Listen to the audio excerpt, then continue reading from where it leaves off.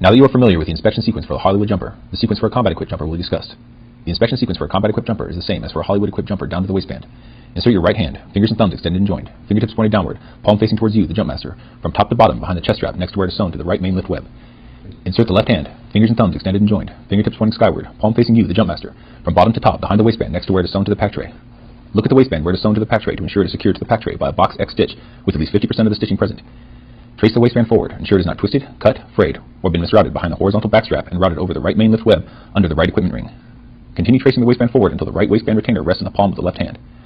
Leave the left hand in place, remove the right hand from behind the chest strap and insert it, fingers and thumbs extended and joined, fingertips pointing skyward, palm facing the jump master, outside and around the left adjustable D-ring attaching strap, behind the reserve parachute so the left waistband retainer rests in the palm of the right hand. Make fingertip to fingertip contact and conduct a physical inspection to ensure the waistband is not twisted, cut, or frayed and has been routed through both waistband retainers. Leave the right hand in place and remove your left hand from behind the reserve parachute. Place it palm facing the reserve parachute on the left pack closing flap. Completely remove the right hand from behind the waistband retainer and with the right forearm push out on the leading edge of the modular airborne weapons case for the first time. Look at the waistband to ensure it is not twisted, cut, or frayed and has been properly routed over the left main lift web under the left equipment ring. With the right hand, grasp the trail edge of the modular airborne weapons case and pull it forward. With the right hand, fingers and thumbs extended and joined, fingertips pointing skyward, palm facing the jump master, insert it from bottom to top behind the metal adjuster. Remove the left hand from the left pack closing flap of the reserve parachute and insert the index finger and middle finger of the left hand from top to bottom into the quick release formed by the waistband. Ensure that it is no more than 3 fingers, no less than 2, and is not a false quick release. Remove the index finger and middle finger from the quick release and with the index finger and thumb of the left hand, pinch off the free running end of the waistband where it emerges from the metal adjuster. Trace the free running end of the waistband, ensure it is not cut, torn, or frayed and is easily accessible to the jumper until the fingers fall off the end. Place the left hand, palm facing the reserve parachute, back on the left pack closing flap of the reserve parachute and look at the right hand and the waistband adjuster panel. With the right hand, trace the waistband adjuster panel back. Ensure that it is not twisted, cut, or frayed and has not been misrouted behind the horizontal back strap to where it is sewn to the pack tray. Ensure it is properly secured to the pack tray by a box X stitch with at least 50% of the stitching present. Completely remove the right hand from behind the waistband adjuster panel. With the right forearm, push out on the lead edge of the modular airborne weapons case for the second time. The modular airborne weapons case will be inspected in its entirety prior to inspecting the reserve parachute. The inspection of the modular airborne weapons case begins with its point of attachment, the snap shackle. Look at the snap shackle to ensure it is the outermost item of equipment on the left equipment ring and the opening gate is facing the jumper. With the right thumb and index finger, rotate the snap shackle a quarter turn so the opening gate is facing towards the jumper and conduct a visual inspection of the locking pin to ensure it is fully seated. Conduct a visual inspection to ensure the yellow safety lanyard is present and secured to the appropriate snap fastener. Now with your right hand, form a fist, leaving your index finger exposed and trace down the adjusting strap, ensuring that it is properly routed through all of the pouch attachment ladder system webbing until you come in contact with the friction adapter. Leave your right index finger in place and visually inspect for proper routing, ensuring the adjusting strap is routed through the friction adapter from top to bottom, then routed up over the bottom and under the top to keep the adjusting strap from slipping. Visually inspect to ensure that as much of the excess webbing of the adjusting strap is stowed under the pouch attachment ladder system webbing as possible. Note, you must ensure the excess webbing of the adjusting strap is not routed over the snap shackle. Once satisfied with your inspection, continue tracing down to the inside of the modular airborne weapons case until your right index finger naturally falls off the end. With the right hand, form a knife-cutting edge, fingers and thumbs extended and joined, palm facing skyward, fingertips pointing toward the jumper, and trace from front to rear along the bottom of the modular airborne weapon case to ensure that the muzzle of the weapon is not protruding. Sweep all the way across the bottom of the modular airborne weapons case until your hands fall off the rear, and with the palm of your right hand gently lift up on the base of the adjustable nose cone to ensure that the nose cone securing straps are tightened and the hook and pile tape is properly secured. Place the index finger of the right hand on the quick release buckle at the bottom of the closing flap and visually inspect to ensure it is free of all cracked components and properly secured. Then visually inspect to ensure the free running end of the compression strap has been secured in the webbing retainer. Continue to trace up the slide fastener to ensure it is secured with all teeth engaged until you make contact with the second set of quick release buckles. Conduct the same visual inspection. Then visually inspect to ensure the free running end of the compression strap has been secured in the webbing retainer. Now continue tracing the slide fastener until you make contact with the slide fastener and tab thong. Leave your index finger in place and conduct a visual inspection of the upper spring stop to ensure the spring portion is present and serviceable. With the index finger of the right hand, form a hook and insert it from back to front into the window created in the tab thong portion of the slide fastener and tab thong and gently pull up on the slide fastener and tab thong to ensure it is secured by the snap fastener and the upper tie-down tape is properly routed through it. Now with the right hand, form a knife-cutting edge, fingers and thumbs extended and joined, palm facing the modular airborne weapon case and trace down approximately 10 to 12 inches from the top of the modular airborne weapons case and give it a sharp slap, feeling for the forward assist of the M4 M16 series rifle or the charging handle of the M249 saw.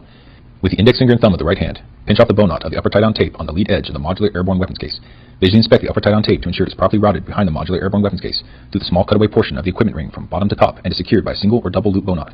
With the left hand, secure the carrying handle of the reserve parachute, palm facing the reserve with knuckle skyward.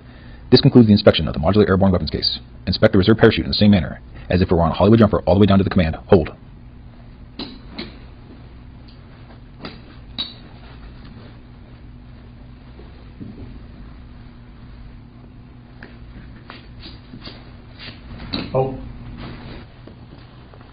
You will begin the inspection of the harness single point release beginning with the adjustable D-ring attaching straps. These are like items of equipment, so either can be inspected first. However, for the purpose of this talk-through, you will begin with the right adjustable D-ring attaching strap. Simultaneously, with both hands, form fists with your index fingers exposed. Place your index fingers on the top of the snap hooks of the adjustable D-ring attaching straps. Focus your attention to your left hand. Conduct a visual inspection to ensure that the snap hook is not bent, cracked, corroded, or distorted out of shape, and that the opening gate is facing towards the jumper. With the index finger of the left hand, finger the opening gate one time to ensure that it is properly secured to the right equipment ring. It has spring tension and has not been reversed. With the left thumb, flip the free running end of the right adjustable D-ring attaching strap out of the way. Place the left index finger on the black intermittent stitching on the front of the right adjustable D-ring attaching strap just below the snap hook. Trace down the right adjustable D-ring attaching strap, ensuring that it is not twisted, cut, or frayed until contact is made with the triangle link. Bypass the triangle link and pick up the inspection of the attaching loops and ensure that the white attaching loop is routed from bottom to top through the triangle link. The green attaching loop is routed from bottom to top through the white attaching loop. The red attaching loop is routed from bottom to top to the green attaching loop, and routed from bottom to top through the grommet in the female portion leg strap release assembly. Continue tracing until the index finger of the left hand rests on the single box X stitch on the release handle cross strap. Look at the release handle cable where it emerges from the release handle cross strap.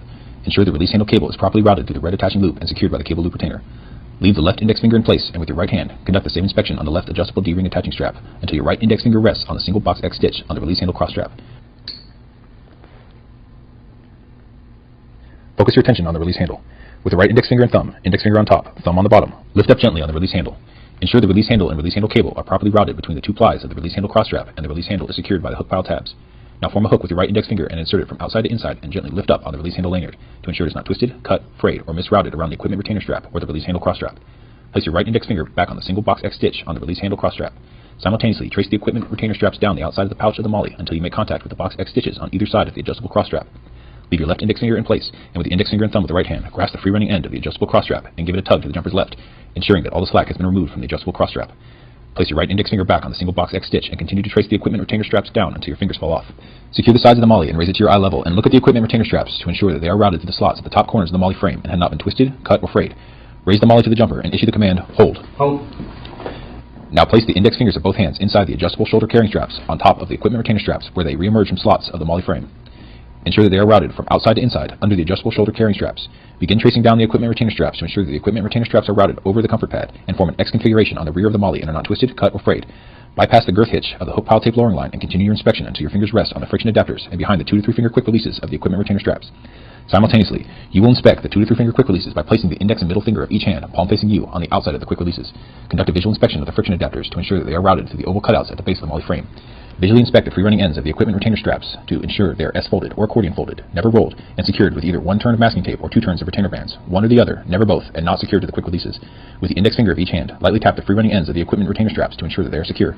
With the thumb and index finger of each hand, form an O around the base of the adjustable shoulder carrying straps. Whenever possible, the free running ends should be on top of your hands. Simultaneously, pull out to ensure that they are properly secured to the MOLLE frame. Visually inspect the free running ends of the adjustable shoulder carrying straps to ensure that they are S-folded or accordion folded, never rolled, and secured with either 1 turn of masking tape or 2 turns of retainer bands, one or the other, never both. With the index fingers of each hand, lightly tap the free running ends of the adjustable shoulder carrying straps to ensure that they are secure. Place the left hand in the small of your back, and with the index finger of your right hand, place it on the hook pile tape lowering line just to the left of the girth hitch. You will visually inspect to ensure that the girth hitch is properly routed north to south, south to north, but never east to west. With your right index finger, trace the hook pile tape lowering line, ensuring that the hook pile tape lowering line is properly routed over the left adjustable shoulder carrying strap until you make contact with the first set of hook pile tabs. Visually inspect to ensure the hook pile tabs are present and secured, and there are no S-folds protruding from the end of the retainer flap. Continue to inspect down the retainer flap, ensuring that it is secured to the MOLLE frame by 2 sets of girth hitch retainer bands on either end of the retainer flap. Continue to trace down until you make contact with the second set of hook pile tabs. Once again, ensure they are present and secured, and that there are no S-folds protruding from the end of the retainer flap. Continue to trace the hook pile tape lowering line until your index finger disappears behind the modular airborne weapons case. Visually inspect to ensure the hook pile tape lowering line is properly routed between the main body of the modular airborne weapons case and the attachment strap. Leave your right index finger in place. Route your left hand over your right forearm and secure the trail edge of the modular airborne weapons case and pull it forward. Make a mental note of where your right index finger is. Remove your right index finger and place it back on the hook pile tape lowering line where it just was. Continue to trace up until you make contact with the ejector snap, ensuring the hook pile tape lowering line is not routed through the carrying handle. With the right thumb, press in on the activating lever to ensure that it is properly seated over the ball detent, free of all foreign matter that will keep it from seating completely, and the opening gate is facing the jumper and is secured to the triangle link. Turn the ejector snap a quarter turn away from the jumper to ensure the small tooth is present. Visually inspect the yellow safety lanyard to ensure that it is serviceable and has not been wired, tied, or taped down. Drop both hands and move back to the front of the jumper and issue the command, squat. Squat. Insert the index and middle finger of each hand from outside to inside behind the leg straps, below the universal parachutist recovery bag where the natural pocket is formed. Simultaneously slide both hands back towards the saddle to ensure the leg straps are not crossed. Leave the right hand in place. With the left hand, trace the right leg strap up. Ensure it is not twisted, cut, or frayed until contact is made with the right leg strap retainer. Now remove the index finger and middle finger of the left hand and reinsert them just above the right leg strap retainer and trace up the right leg strap to ensure it is not twisted, cut, or frayed, and the excess webbing is properly routed behind the leg strap retainer and is secured in the webbing retainer until contact is made with the quick fit V-ring. With the thumb, press in on the activating lever of the ejector snap to ensure it is properly seated over the ball detent and is free of foreign matter which would keep it from seating completely. Leave the left hand and thumb in place and look at the left leg strap. With the right hand, conduct the same inspection of the left leg strap.